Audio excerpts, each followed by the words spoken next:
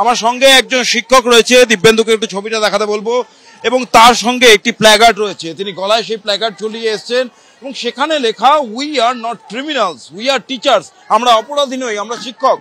এই ধরনের প্ল্যাকার্ড নিয়ে কেন?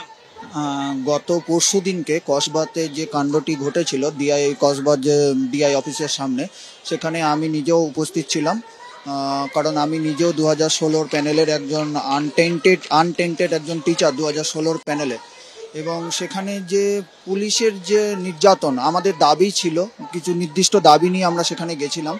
তো সেখানে পুলিশের যে নির্যাতন হয়েছে এবং আমার নিজের স্কুলেরই সহকর্মীকে মারধর করা হয়েছে, এবং সেখানে আমরা দেখেছি অনেক টিচার, অনেক ম্যাডামকে মারধর করা হয়েছে, লাঠিচার্জ করা হয়েছে। আমাদের কিন্তু তরফ থেকে কিন্তু কোনো প্ররোচনা ছিল না, ঠিক আছে। আমরা ওখানেই বসে অবস্থান করছিলাম, তারপরে এরকম কিছু উত্তেজনামূলক বাক্য বিনিময় হয়, তারপরে এরকম পুলিশের এই লাঠিচার্জ।